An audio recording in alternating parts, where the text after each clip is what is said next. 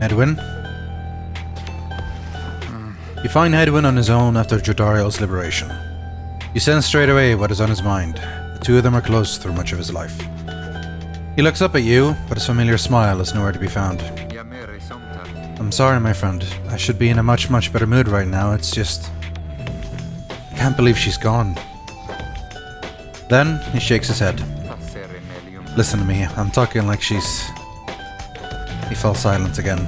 You can tell he needs some time to himself right now, and turned to leave. Wait, hold on. Don't leave me here just yet. First of all, my friend, thank you. I don't like to think of it in quite these terms, but out of all of us, I really hoped she'd managed to get out of here. She's been here the longest. I mentioned I'd probably be dead 10 times over by now, if not for her.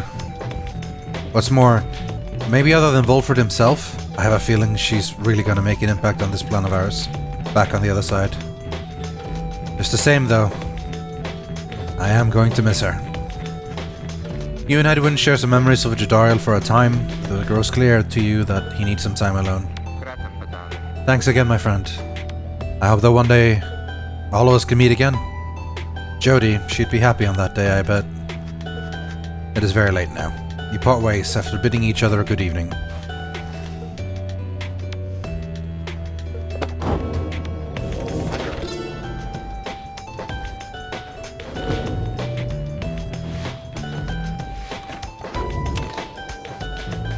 There's nowhere else to go but forwards.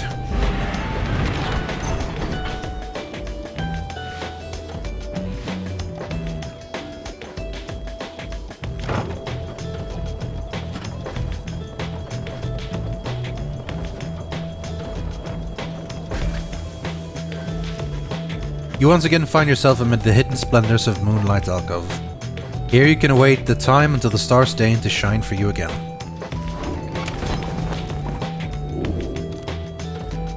Pamitha and the Beyonder Crystal.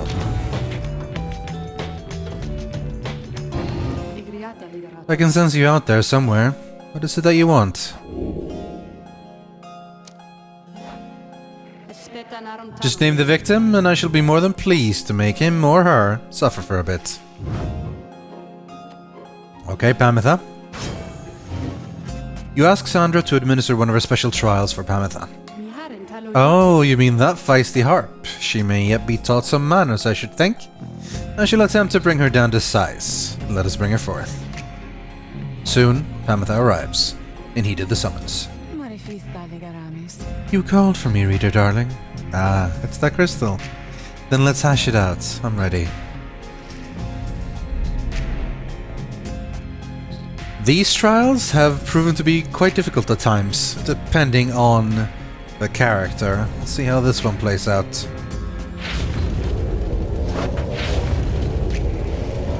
The aberration Sandra appears and unfastens her mask. Listen well, Harp. You answer to me here. Oh, a bossy one. Sure then, go on and tell me more. Such a delightful student for a change. Come then, let us see what you can do, left to your own devices. Save for your reader's vigilance, of course. Let's show her what you want to see then, reader darling.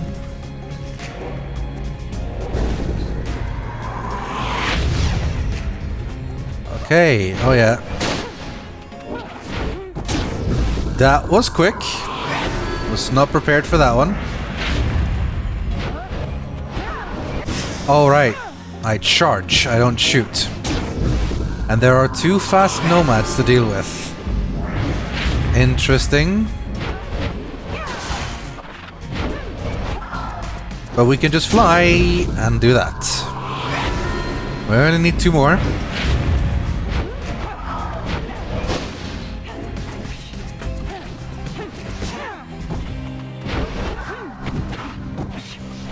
Oh, we're stuck here. No! The fairy spirit! She picked it! Oh, they picked it up!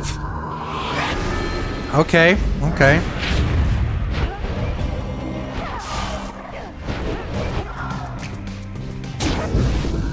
Yeah, the flying is obviously very strong. I just need to actually get to the place where I can use it. No, I landed in her trail. Okay. Final one. Sudden death.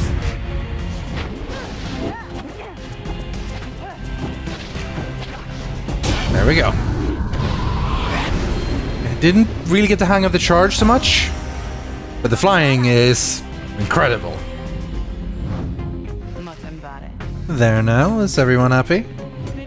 Oh, happy as can be, my doubtless pretty harp. So good of you to ask. On top of that, your performance was sufficient and you passed my test. You have my congratulations, both of you, and to your liberator. Now, be gone from here before I have any second thoughts.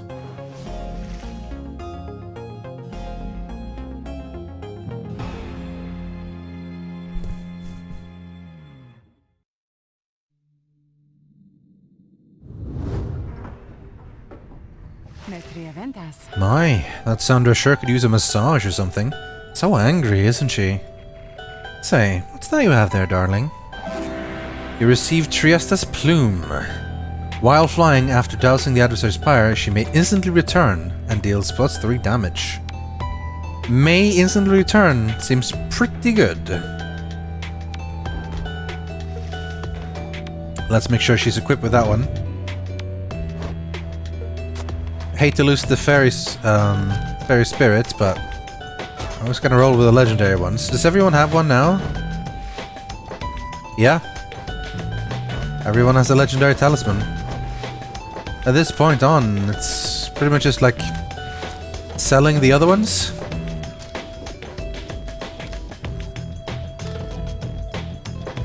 Rookie, tutorial.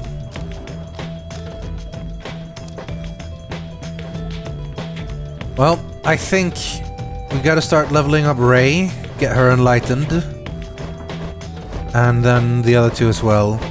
Tiso is at level 4, so he probably has a choice of leaving next liberation. I think that's the mark where you need to get them to.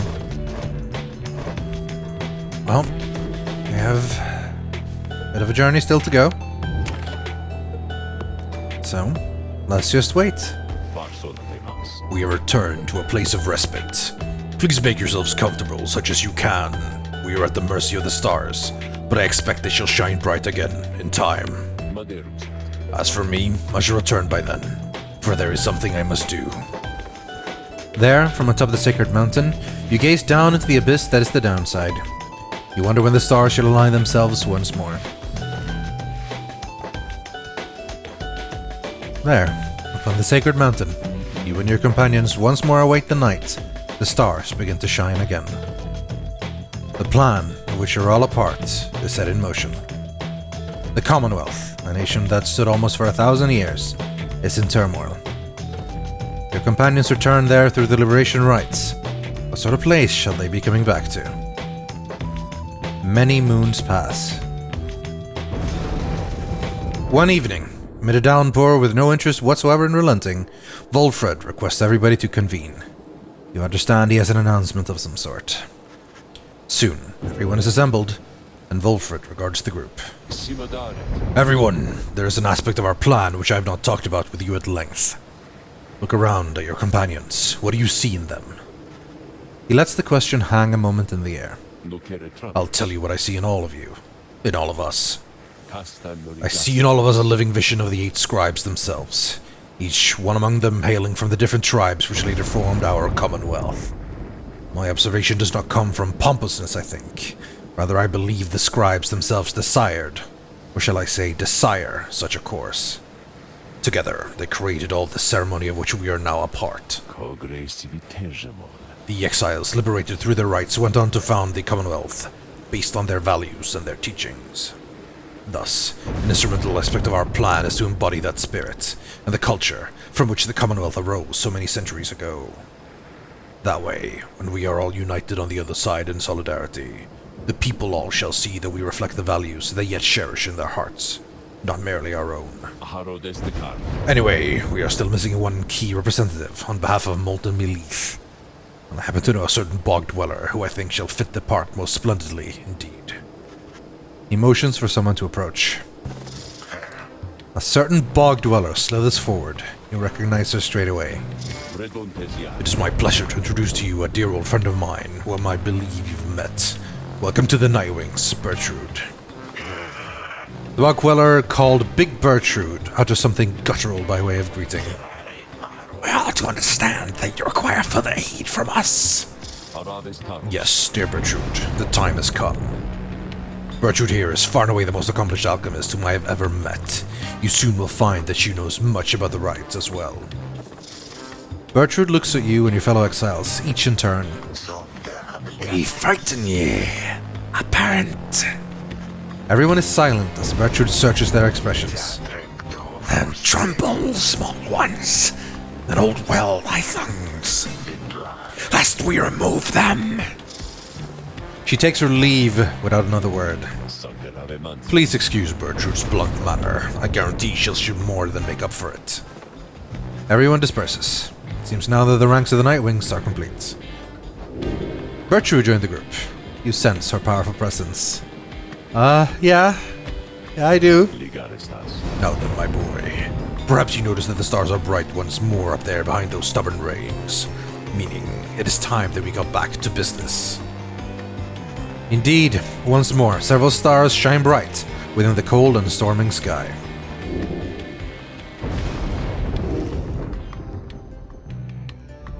What do we have?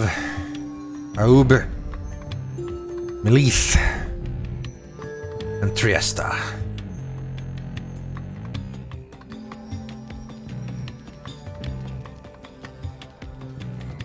That's the fate which we have faced before. Chastity, which we've only faced once. And Aub versus the Tempers. Feel like it's only fitting when we have our new bog dweller.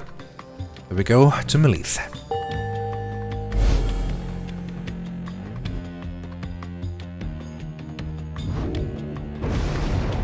We're due to face that Manly again. Something about him puts me off. Sees all these rights business like it'll make him rich and famous. You and Edwin then go over what he knows of your next adversary.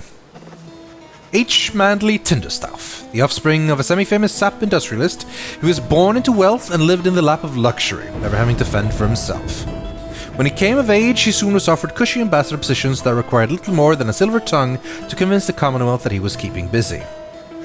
He soon grew so proficient at doing nothing much at all that he started spending all his family's riches to assert his fame and status. One day, he attempted to pay off the wrong individual, a particularly stern Commonwealth diplomat, who promptly turned him in and had him sent downriver. Manly was very disappointed by all this, but soon saw in it an opportunity, for he knew well that in the inner circles, there were those who had gone into exile and returned. Thanks to his connections, he tracked down the Chastity deep in Wakingwood. He finagled his way onto the triumvirate using his well-worn skills. He in turn convinced himself that he would earn a position of great influence once he secured a way back to his home. He continues making hollow promises. It would explain a lot if the council makers of the Commonwealth all turned out to be like him. Anyway, we ought to get some rest after today. See you in the morning. You bid Edwin a good night and take your leave. It is too late now to prepare for flight, so you arrange to depart first thing in the morning.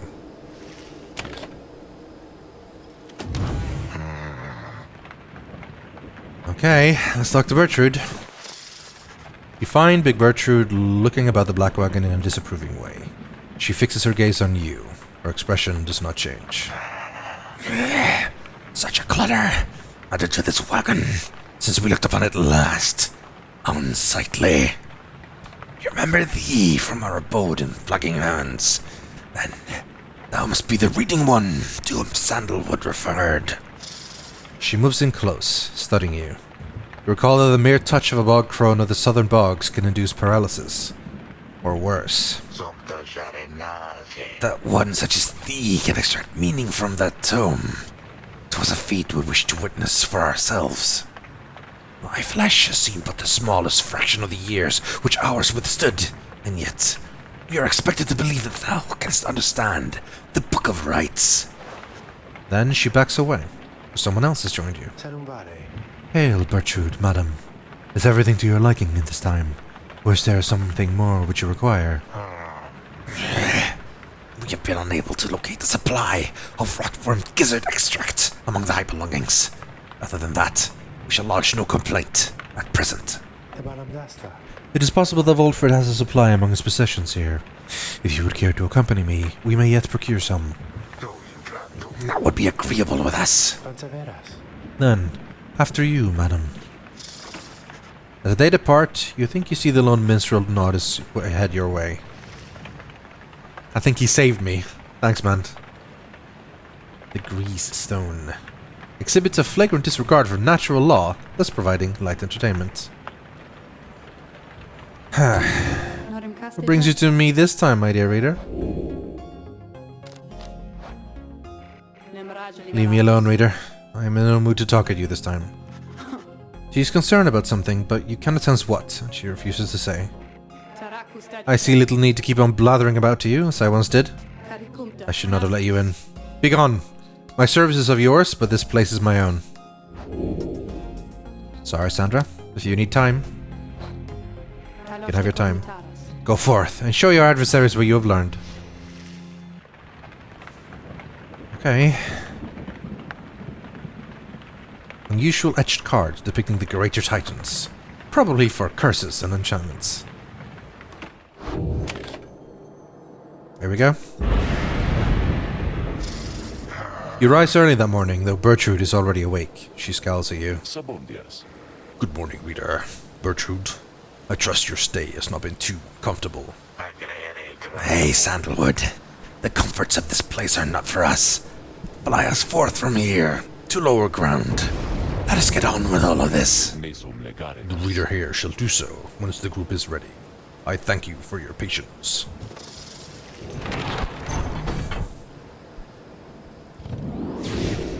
Flying time again.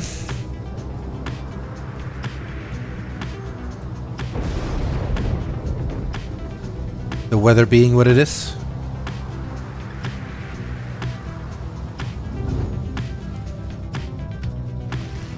Soaring far above Sklorian shore, you notice Pamela gazing down at the frozen cliffs below. That damn place down there. I like it least of all, I think, among everywhere I've been. I'm thankful that there's been no reason to return. Reminds me of my home is all. My wing remnants. We all grew accustomed to the thinner air amid the cliffs that breaches the clouds above your commonwealth. But it was not the nicest place. Little wonder that my sister settled for a rather warmer base of operations in this land there, by the nest of Trieste. Anyway, I'm pleased to spend as little time as possible near here. Let's fly on by and go about our business. I'll do just that. Hello! Pleasure to encounter you with this guys themselves, so Nightwings. They deliberately crashed into us, father. You still address them in such a cordial manner. Now, Almer, I'm certain that this was an honest accident, and appears no lasting damage has been done. Please take the helm, as I shall go and start to pick up all the fallen artifacts which shook free from the walls after the impact. Perhaps some of these old heirlooms may yet be repaired with adhesives drawn from certain flora we may find along our long and difficult quest. Damn you, Nightwings! You stay away from us! Sorry, Almer. I just figured maybe Ray wanted to say hi. My bad. My bad.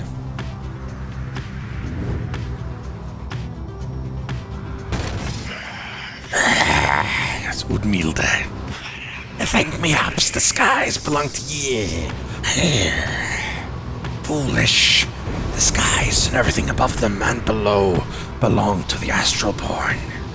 He shall be smitten from his skies on his awakening. Now, be gone! Yeah, my bad. My bad. Man, I wanna crash into them just to see what they say, but yeah. Who's this? Are they gonna crash into us? How dare you, Nightwing scum! Oh, and I got an achievement, Scourge of the Skies. You blasted fools! You cannot intimidate the accusers!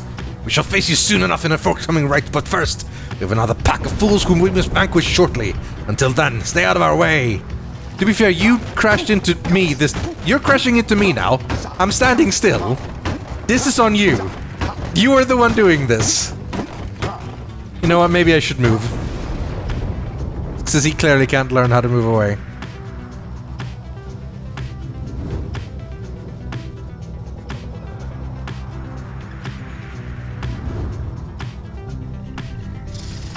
Bertrude slithers up to you as the black wagon passes through the skies above her former abode.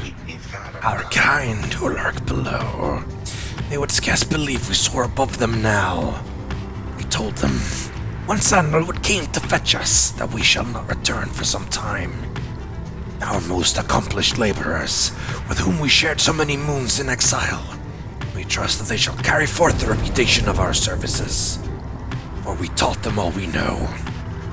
She seems almost nostalgic as she lists off the various services provided at Big Bertrude's.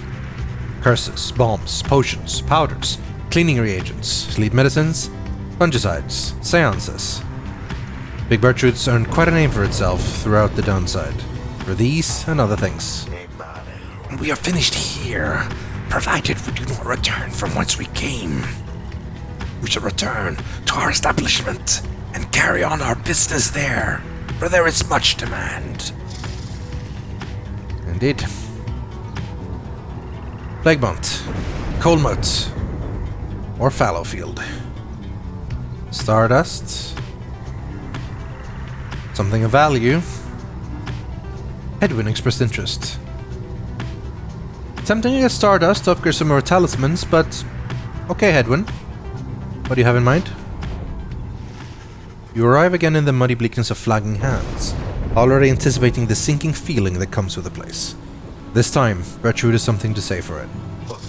We shall show ye how to withstand the less pleasant qualities of this locale.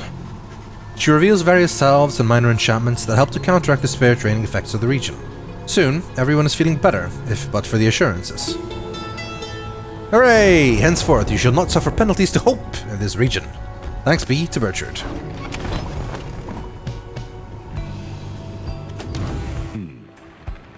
Sandalwood. Wolford is poring over a copy of the Book of Rites as you approach. He looks up at you and smiles. The road to freedom, written in a book that hardly anyone believes exists, and fewer still can read and comprehend. Sometimes I marvel how absurd all of this is, my boy. Tell me something, though. I've spent so much time considering the book, but known so few with whom I could discuss it in much detail.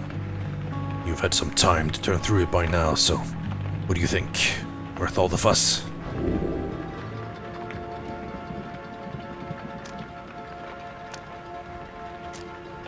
I mean, I do find it fascinating, and I have read it, not all of it, but I might not necessarily say that I skimmed it, but I do find it interesting. You tell Wolford the book has fascinated you, and that you have never seen anything quite like it. You nod slowly as you describe your experience with it. I share the sentiment. To have in our possession a genuine artifact from a forgotten time. How much of it is exactly true, and how much of it is describes retelling of events. I find it endlessly fascinating to consider, I must admit. He puts away his copy of the book with care. It is amazing that these volumes have survived for all this time, I think. Whatever they are made of has withstood the ravaging effects of time quite well. And the ideas they're contained, they remain rather provocative as well. To think that the Commonwealth disavows of the existence of this book, despite official recognition of the 8 scribes. Although, the reasons why they are in there, written plain, are fascinating that its secrets have been kept for all this time. Anyway, you'll have to excuse me for my extracurricular interest in its teachings. I used to teach a version of its history. To have access to the real thing has brought me some small pleasure. Let us be certain to preserve these volumes for whomever shall be next to use them. He turns his attention to other matters and bids you a good afternoon. Indeed, this Book of Rites, with all its writings, it opened so much. Conduct liberation rites, reveal more pages. Prevail over your adversaries, more pages. Rites of Flames complete, looks like. Celestial Landmarks. Return to different regions. Spend soul at the slug market. It's a lot of ways to find out more in that book.